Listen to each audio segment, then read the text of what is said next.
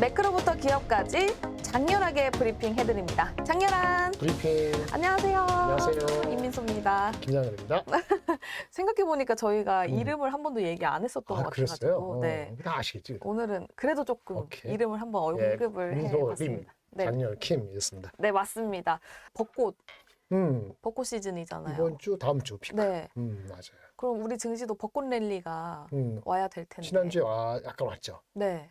그래서 이어질지가 좀 관건이죠. 알겠습니다. 그럼 지난주부터 이번 주 일정부터 살펴볼 텐데요. 네. 먼저 지난주에는 슈퍼위크라고 불리는 주였습니다. 네, 어떤 게 있었죠? 그 엔비디아 GTC. 네. 엔비디아가 드디어 컨퍼런스 미팅을 했죠. 네. 거기서 나온 것이 삼성전자를 검토하고 있다 이런 얘기를 한 게 가장 컸던 거고 마이크론이 실적을 발표했죠. 네. 근데 굉장히 좋았어요. 가이던스 좋고 그래서 반도체 쪽에 훈풍이 불었고요. 맞아요.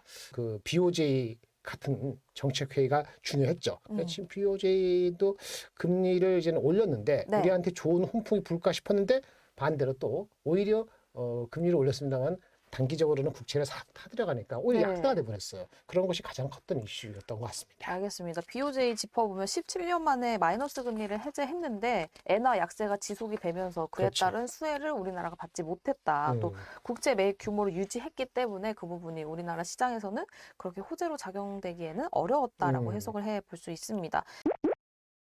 그럼 이번 주에는 어떤 걸 좀 봐야 될까요? 이번 주는 지표적으로는 사실은 특별한 게 없습니다. 이번 주 말 금요일인데 우리나라 시간에는 장 끝나고 나시니까 미국에서 2월 달 한 달 네. 전 거죠. 2월 PC가 발표돼요. 부활절 연휴라서 영향을 안 미치다가 네. 다음 주 월요일 날 영향을 미치는 거죠. 우리가 3월 초 중반에 CPI나 PPI를 통해서 얼추 가늠할 수 있었기 때문에 대략적으로 PC 넘버가 그런 기준으로 2.8, 네. 헤드라인 기준으로 2.45%에서 크게 벗어나지 않으면 네. 다음 주 월요일 날 크게 이슈가 되지 않지 않겠는가. 이것도 긍정적인 건데 네. 그렇게 보는 그 정도가 이슈고요. 나머지는 그닥 아주 큰 이슈는 없는 것 같아요. 근데 시장 전망을 좀 살펴보면 소비자 물가 지수에서 의료 부분이 굉장히 많이 좀 떨어졌기 맞아요. 때문에 네네. 예상보다는 좀 낮게 나올 가능성이 있다라고 진단을 하기도 하더라고요. 그럴 수도 있죠. 의료 부분 맞아요. 의료 서비스 분이 빠지거나 약하기 때문에 네. 그럴 가능성이 있는데 그러면 좋겠어요. 또 지난주에 아까 여러 가지 빅위크가 있었는데 외국인은 3조 정도 샀거든요. 연초 우리가 코스피에 16조 사서 오늘 지금 녹화하는 이 순간에는 장이 약간 코스피가 교정을 받고 있는데 네. 기업 밸류 은행주가 많이 빠지고 네. 삼성하이닉스도 올라가지 못하다 보니까 빠지는데 외국인이 추세적으로 빠지지 않으면 2,700원 지지하면서 2,800을 한번 가볼까 이렇게 지금 보고 시작을 했는데 오늘 아침 시작은 뭐 쏘쏘하네요. 근데 이번 주 우리 시장 잠깐 우려되는 부분이 있다면 네네. FOMC발 호재 그리고 AI발로 있었던 그 호재가 단기간에 빠르게 올라갔기 때문에 네네. 이번 주에는 조금 차익 실현 혹은 뭐 그럴 잠시 수도 쉬어가는 장이 되지 않을까라는 이야기도 있더라고요. 맞아요. 우리가 그 좀 애매한 게 사실은 미국장 같은 건 지난 주말에 엔비디아하고 알파벳은 올랐거든요. 분기 일학식으로 전체적인 장은 못 쏘쏘했는데 반면에 전기차 쪽은 밸류체는 대부분 합류하던데 오늘 우리 월요일 날 반대로 하고 있죠. 네. 이차전지는 올라가고 있고 반도체는 쏘쏘하고 그러니까요. 있고 그러니까 한국이 지금 미국하고 약간의 오늘만 봤을 때는 약간 괴리 아니면 디커플링 되고 있는 거기 때문에 이게 일시적인 것인지 더 진행될 것인지 봐야 되는데 한국이나 미국이나 또 하나 중요한 거는 일반적으로 소비 패턴의 힘은 이미 소비재는 안 좋았어요. 지난 주말에 나이키라든지 룰루레몬 같은 경우는 네. 가이던스가 안 좋아서 실적보다도 안 좋았거든요. 그는 미국의 소비가 좀 언제든지 둔화될 수 있다는 걸 약간 보여주는 거기 때문에 네. 장 전체가 붕괴되거나 이런 건 전혀 아니겠습니다만 올라가는 속도는 쭉 꾸역꾸역 1분기 실적이 좀 더 가셔야 될 때까지 그렇게 흐름이 될 수 있고요. 다만 한국의 밸류에이션이 지난 주말 기준으로 PER이 한 11배 초반이에요. 근데 과거 우리나라가 10년간 평균이 10.5배이기 때문에 네. 최근에 그 긍정적인 톤에 대비했을 때는 부담스러운 건 아니다. 이렇게 말씀을 드릴 수 있겠습니다. 알겠습니다. 또 이번 주 일정 살펴보면 아까 말씀해주신 이번 주 금요일 오후 9시 30분이죠. 우리나라 그렇죠. 시각으로는 네네. 2월 PC 물가지수 또 금요일에서 토요일 넘어가는 새벽 12시 30분에 파월 의장의 연설이 있습니다. 또 있습니까? 네. 뭐 그 특별한 거 부분도- 없을 것 같은데 지난주에 다 얘기해서 파월보다도 글쎄 오늘 좀 빠지는 거에서 약간 생각을 해봤는데 우리가 지금 3번을 유지했다고 보고 있잖아요. 금리 인하를. 네. 근데 좀 그 약간 매파로 바뀐 사람이 하나 있더라고요. 오. 보스틱 연준 총재가 있는데 네. 약간은 안 좋게 2번 인하밖에 안 할 것이다 이렇게 하는데 이번에 FOMC 끝나고 나서 자기 생각에는 한 번밖에 안 할 수도 있다. 원래 매파였는데 더 강경한 예. 매파로 갔네요. 그게 이제 주말에 미국장에서 이슈가 됐어요. 그래서 지금 테크니컬이 이상한 게 미국에서도 골드만삭스가 S&P 500에 대한 지수의 장세를 높였어요. 6천. 네. 예, 밑에는 4,500, 지금 5,200이잖아요. 6천. 그럼 위아래 비슷하거든요. 15%는. 네. 그렇죠. 한국장에 대한 전략 증권사의 모모 증권회사 애널리스트 연달아 나온 게 3천 이상은 두 군데나 불렀거든요. 오. 그러니까 S&P도 600, 6천 네, 맞죠? 네. 한국도 3천, 3,100 이렇게 부른 게 나왔어요. 네. 그럴 때 단기적으로 오히려 이익실을 하는 사람들이 생기더라고요. 네, 네, 그쵸. 그런 것인지 그 논리적인 거는 읽어보시면 다 수긍이 어느 정도 되긴 되는데 일단 주가는 미리 반영을 한 것인지 그런 느낌이 있습니다. 진짜네요. 골드만삭스 S&P 500 연말에 6천 갈 수도 네, 이러면서 또 그렇게 기사가 들어갔죠? 났네요. 네, 맞습니다. 지난주에 마이크론 실적이 서프라이즈하게 나와주면서 삼성전자, SK하이닉스 네. 1분기 실적에 대한 기대치가 올라가고 있습니다. 그렇죠. 네. 마이크론 실적에서의 임플리케이션은 그 두 가지인데요. 그때 말씀하신 첫 번째 실적이 좋았어요. 12월, 1월, 2월이 걔네들 2, 4분기 실적인데요. 3월이 아닙니다. 반도체 단가가 많이 올랐어요. 예상보다. D램의 경우에 18%. 낸드의 경우는 비중이 좀 작습니다만은 이거는 한 30% 이상. 18을 찍진 않았지만 하여튼 하이틴이니까 18% 정도. 네. 그다음에 30%니까 30% 이렇게 올랐다고 얘기를 하면서 적자일 줄 알았는데 흑자를 받았단 말이에요. 그게 첫 번째. 네. 그럼 한국도 삼성전자 하이닉스의 3월을 포함한 1분기 실적에도 이 반도체의 D램하고 낸드는 똑같지는 않은데 거의 비슷하게 적용되지 않겠나. D램이나 낸드의 가격의 예측에 대해서 좀 예측이 높아지지 않았을까라고 생각할 수 있죠. 네. 마침 지난주에 삼성전자 하이닉스에 대한 그 일부 증권사 한 지난주에서 5군데 정도가 리포트를 발간한 게 있는데 대부분의 그 D램이나 낸드의 가격의 가정이 네. 또 높은 편이었어요. 그전보다. 오. 그래서 높으니까 당연히 예를 들어서 삼성전자 같은 경우는 그전에는 4조 초중반이 많았는데 이번에는 4조 후반에서 5조 넘는 것들이 엄청 많아졌거든요. 네, 네. 하이닉스 같은 경우도 1조 2, 3천원대가 아니고 1조 6, 7천원대가 나왔기 때문에 그 가정을 세밀히 뭐 보시면은 마이크론처럼 D램 낸드 가격이 생각보다 더 올라가는 걸로 네. 추정했는데 네. 그렇게 하면 실적이 잘 나온다고 볼 수 있겠죠. 이게 어. 첫 번째 임플리케이션. 그다음에 두 번째는 뭐냐면은 얘네들도 마이크론도 없는 살림에 HBM을 생산하려고 막 여기 있는 캐파를 네. 여기 땡겨오니까. 땡기다 보니까 이쪽도 공급이 좀 생각보다 안 늘어서 수요가 엄청 좋지는 않지만 요거 HBM 생산하느냐고 옮겨주면서 이쪽이 생산 증가가 떨어지다 보니까 네. 수요가 안 좋아도 전체적인 가격이 예상보다 더 좋아질 수 있다. 예상보다 좋은 가격 흐름이 favorable pricing 그 흐름이 네. 연말까지도 지속될 수 있다. 이런 식으로 얘기를 했거든요. 높은 가격이 그럼 쭉 그렇죠. 유지가 된다는 예, 거예요? 그렇죠. 그래서 1분기 실적 하나, 또 두 번째는 HBM 효과로 인해서 네. 그런 코멘트를 해줬다는 것이 네. 삼성 하이닉스한테 긍정적이죠. 이런 것도 지난주에 많이 발행했어요. 알겠습니다. 이렇게 뭐 삼성전자도 그렇고 SK하이닉스도 그렇고 엔비디아도 그렇고 마이크론 실적을 봐도 HBM 관련해서는 시장이 굉장히 확대되고 있다라는 거를 계속해서 확인을 받고 있는데 그 네, 확대를 맞습니다. 볼 수 있는 게 또 장비 쪽으로도 볼 수 있는 건가요? 네, 그렇죠. 근데 이제 장비는 이제 하이닉스한테 영향은 오늘은 아까 말씀드린 것처럼 한미반도체. 맞아요. 목표 주가를 원래 강하게 부르는 어떤 애널리스트가 네. 기존 목표 주가도 훨씬 뛰어넘는 20만 원을 불었다고 합니다. 과감히 20만 원 보냈는데요. 이익 추정도 높였고요. 한 1, 20%. 그다음에 밸류에이션 배수라 그러죠. 같은 이익에서도 PER 배수를 몇십 배 하느냐 그건데 PER 배수도 한 30% 이상 높였고 네. 이익 자체 추정도 한 20% 높였어요. 합치다 보니까 목표 주가가 13만 원이 아니고 20만 원이 20만 원. 20만 원 나온 거죠. 네. 그 내용 자체에서 엄청난 것보다는 자기가 확신을 가진 것 같아요. 그 애널리스트에 의하면은 뭐 한번 읽어보시면 되겠고요. 포인트가 뭐였어요? 그 리포트에서? 확실하게 하이닉스하고 둘이서 계속 간다. TSMC하고 네. 엔비디아하고 하이닉스 연합군이다. 아. 네, 파워가 계속 갈 것이고 네. 우리 나중에 하이브리드 본딩은 이번에 미뤄졌잖아요. 네. 사실상 그쵸. 높이를 좀 여유 있게 줘가지고 얇게 주면 하이브리드를 할 수밖에 없다는데 하이브리드를 안 할 수도 있다. 다음 버전에서 왜 높이를 770인가 이렇게 높여줘서 그런데 하이브리드 본더 저기 한미반도체인데 그거를 실제 아직 개발을 완벽하게 한 데가 없다는 거예요. 네. 그 배시라고 있어요. 이 회사 BSI라고 걔가 먼저 했다고 들었는데 네. 여기 아직 둘 다 완성이 안 돼 있기 때문에 한미 반도체가 나중에 하이브리드 결국은 간다 하더라도 뒤처질 게 없다. 그건 기술력에 대해서 확신을 많이 한 거의 뉘앙스를 느낄 수 있는 리포트였습니다. 알겠습니다. 그럼 엔비디아 블랙웰. 네네. 블랙웰은 올해가 아니고 내년도예요. 근데 올해 슈퍼펀트 한다는 거거든요. 성능 좋고 파워 낮고 거기 들어가는 메모리도 예전 버전은 141, 80기가인데 지금 192GB고 메모리 좋고 그 파워 컨섬션이 낮고 너무 좋은 주식이죠.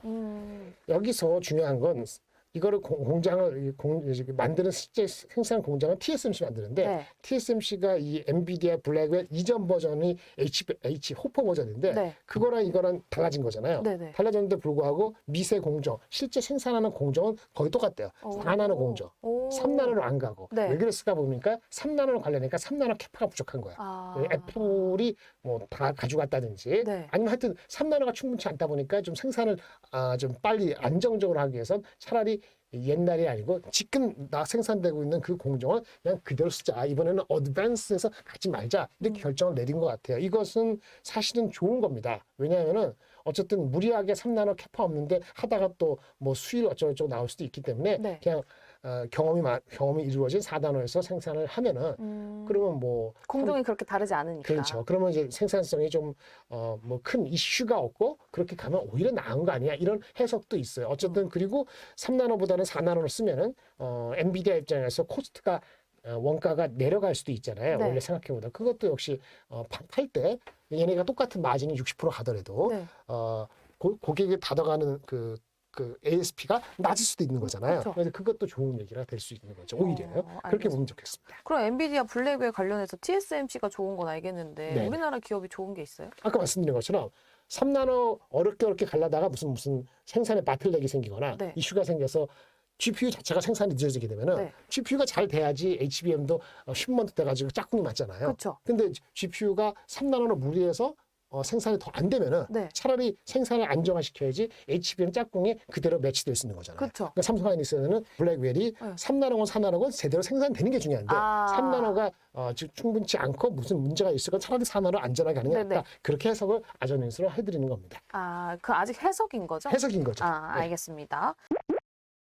그럼 삼성전자 SK하이닉스 1분기 실적 네. 짚어보도록 하겠습니다. 삼성전자에서 마하원 네. 네이버랑 1조 원 계약했다 이런 소식도 있었잖아요. 그게 뭐 시장의 판도를 바꿀 만한 그건 일일까요? 아니고요. 그렇다고 보기에는 네이버하고 한 건 잘한 거죠.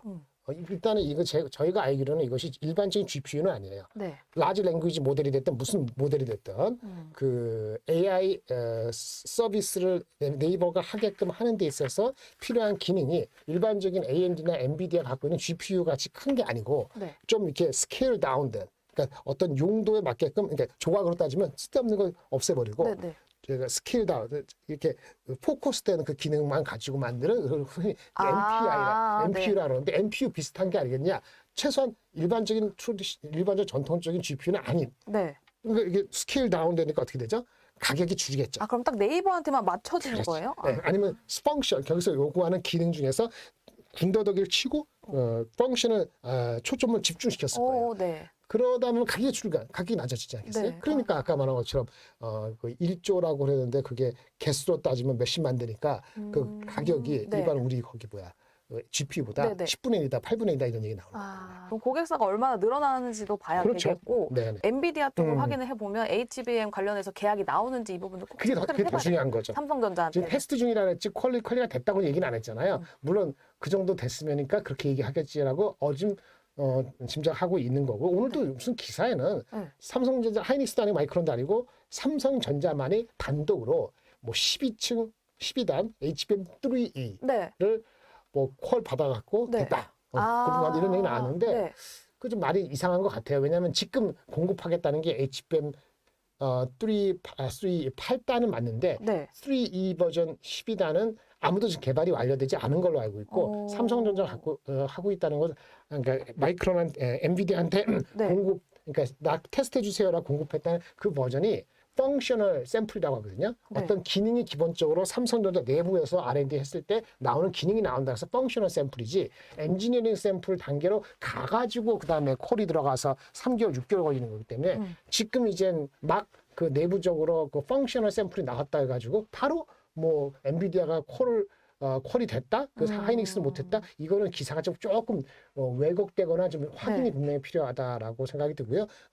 똑똑한 사람도 많기 때문에 주가가 오늘 그걸로 해서 움직이지는 않는 것 같습니다. 근데 아까 말씀드린 것처럼 최근 한 3, 4주 사이에 리포트가 많이 나왔어요. 삼성전자 같은 경우 5개 나왔는데 지난주가 네. 4개가 다 5조 이상이에요. 아. 그래서 원래 한 3월 초에 한 4조 4천억 영업이익 말씀드리는 거고요. 1분기 추정이 증권사가 4조 4천억이었는데 엊그저께 보니까 네. 거의 4조 8구조, 4조 8천억, 9천억 이렇게 계산이 되는 것 같아요. 하이닉스도 지금 오피셜리 찍혀 있는 거는 한 1조 3,200인데 수많은 증권회사액을 포함한 거니까 업데이트 안 되는 회사가 많으니까 이런 거고 네. 최근에 나온 5개 평균으로 따지면은 그게 높아졌단 말이에요. 평균 최근에 나온 5개만 따지면 거의 1조 6천억이에요. 원래 그래서 1조 3천억이었는데. 그렇죠.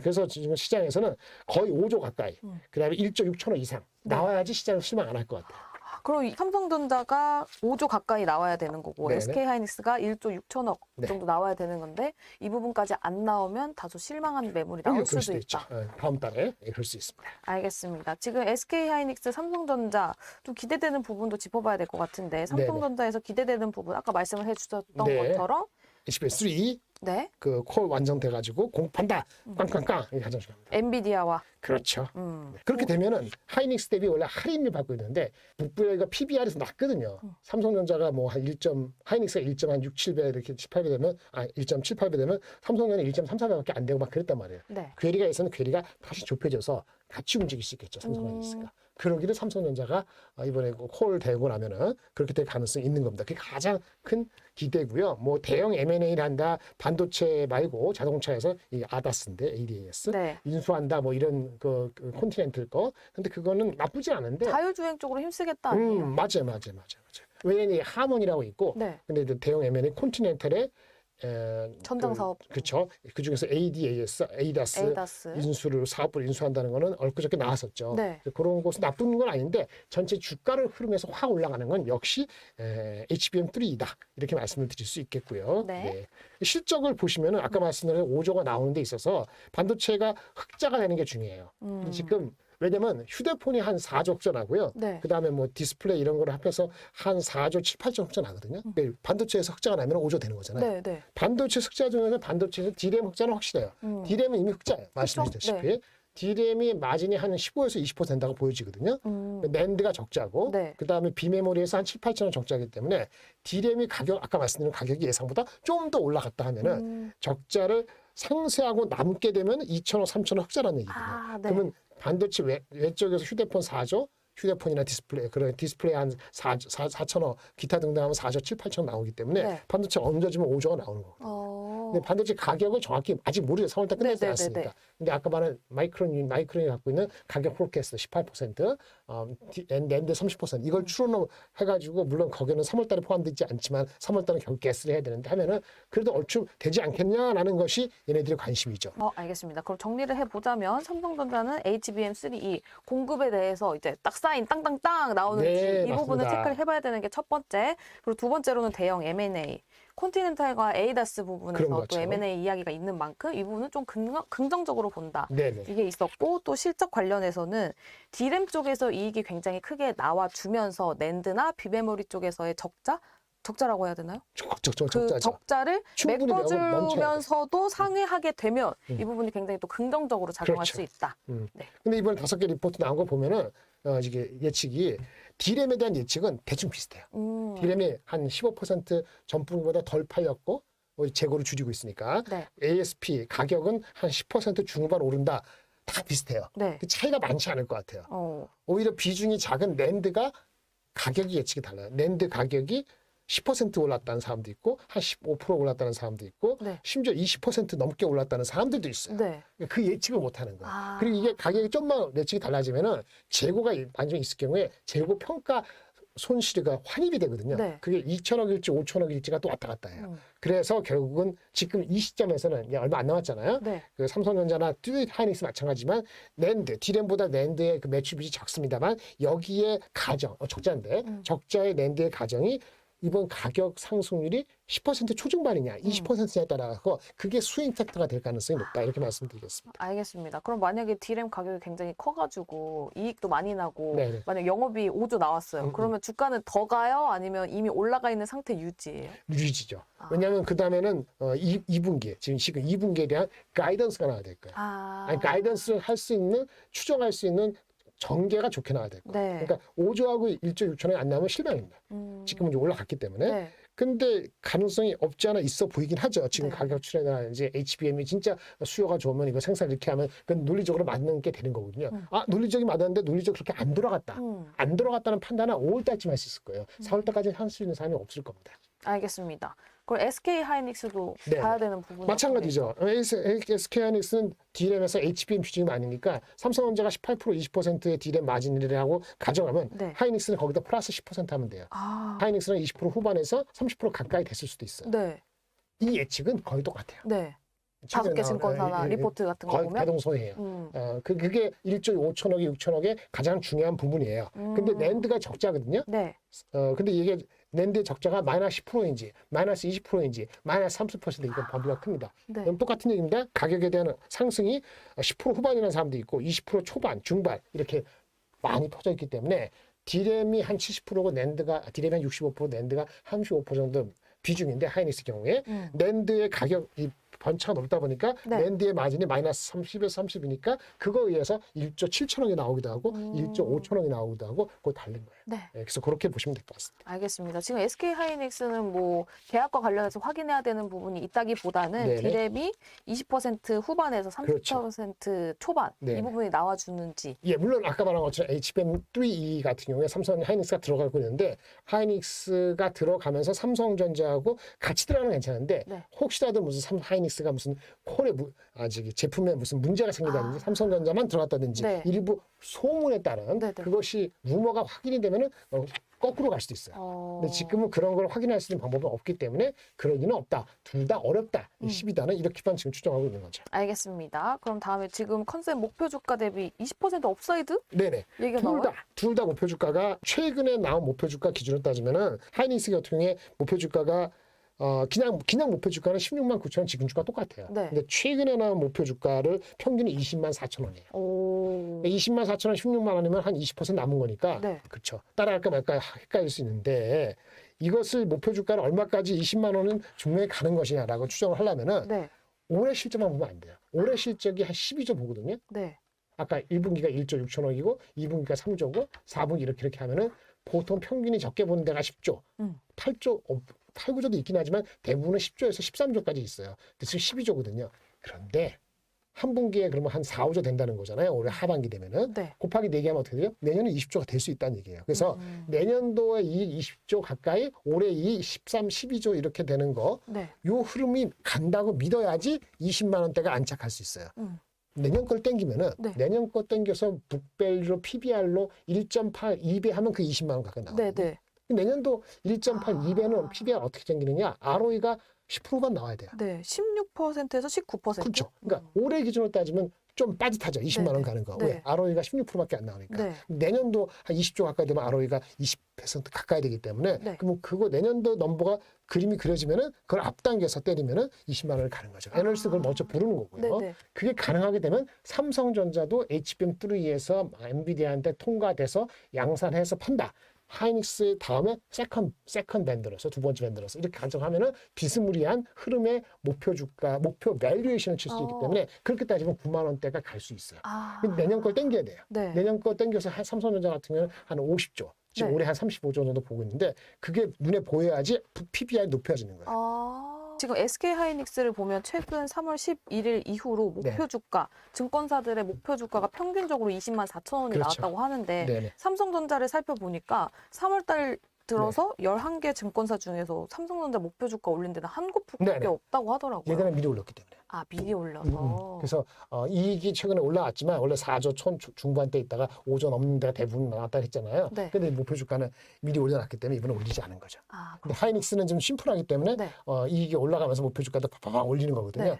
심플한 회사인데. 저는 아직 달라요. 삼성전자에서 양산하고 팔질 않아서 안 올린 건가 싶었거든요. 뭐 그럴 수도 있는데 네. 뭐 그런지 안 그런지 속사는 알 수 없는데 일단은 좀 무겁다고 보고 목표 주가는 똑같이 하이닉스나 한미화도처럼 이거 나왔어 이렇게 안 하고 좀 숨고르기를 할 수 있고 원래 불렀을 때 이거 최근에 좋아졌잖아요. 네네네. 삼성전자의 엔비디아 될 수 있다는 가능성도 이제 불과 일주일밖에 안 된 거잖아요. 그쵸. 근데 그 전까지는 저도 한 열흘 전, 한 2주 전에 하이닉스 삼성이 막 때리다가 열흘 전에 제가 삼성전자 이제 더 이상 안 때리겠다 그러거든요. 변함이 있으니까. 네. 그런데 그럼 원래 이 추정이 안 올라왔으면은 그런 변함이 또 별로 없었으면은 주가는 더 내려갔겠죠. 그러니까 목표 주가는 이 친구들은 좀 길게 보고 네. 결국은 될 거다 생각하고 어닝이 따라올 거라 9만 원 이상 부른 것 같아요. 근데 이번에 해보니까 어닝이 좀 올라가는 거 확실하네. 네. 이건 HBM만 확실되면 우리가 얘기한 게 맞겠네. 그럼 정당화 됐으니까 그대로 유지 이렇게 된 거지. 네. 그럼 실제 8만 원 넘어가서 9만 원 가까이 8만 5천 되면 어떡할 것이냐.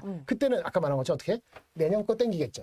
별 목표주가 10만 원 갈 수도 있겠지만 그 친구들 부른다 가는 게 아닌데 흐름상으로는 8만 원대 안착 가능성에 대해서는 다시 한번 희망을 사람들이 가져보는 근거는 제공했다. 일단은 또다시 실망할 수도 있어요. 5조 다 예상했는데 4조 7천 원 나오면 실망이지. 네네. 통과되기로 했는데 통과가 또 미뤄졌다. 네. 그럼 실망이죠. 그럼 다시 10만 원 밑에 빠지는 거예요. 7만 원 근처를 네네. 도 그거는 리스크를 안고 가는데 결국은 시간 이슈라고 보는 것이 증권사의 최근 애널리스트들의 리포트의 그 포인트라고 보시면 될 것 같습니다. 알겠습니다.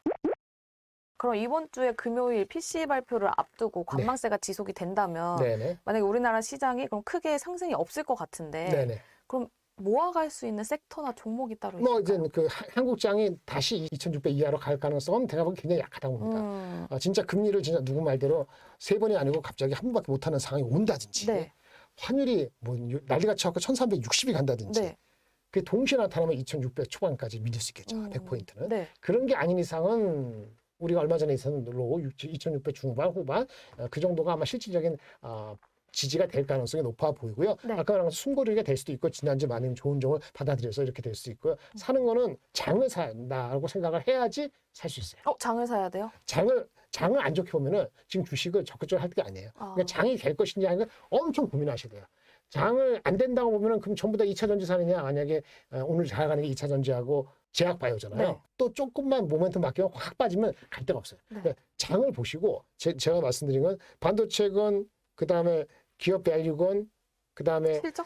2차 전지나 제약바이오? 네. 또 방산이건 한 네. 큰 명 약간 4-5개 있잖아요. 네. 섹터는 당연히 반도체가 위지만 어느 하나를 없애고 제로로 만들고 어느 하나를 30% 이거 아니에요. 그러니까 반도체가 좋아도 한 20 몇 프로 정도. 네. 그다음에 기업 밸류가 아무리 좋아도 한 10 몇 프로. 네. 그래서 제로 만드는 것도 아닌 거고. 네. 그다음에 아까 막 2차 전지 뭐 또 뭐야 방산 이런 거 네. 바이오 이런 것도 대충 한 7에서 10% 골고루 가지고 현금 한 30%. 잘하는 사람은 20%만 갖고 되고 네. 이렇게 이게 강약을 조절하는 수밖에 없다. 개별 종목 한 종목에 여기서 한 비만 더 20만 원 나왔으니까 오늘 다 사도 돈 많이 버세요. 이렇게 얘기할 사람은 아무도 없죠. 그렇게 하면 안 돼요? 그럼 안 되는 게 어디죠? 본인의 리스크 투자 성향에 누구한테 따라서. 물어서 저 친구가 저렇게 나면 그 사람 한다. 그런 바보 같은 생각하면 안 되는 거죠.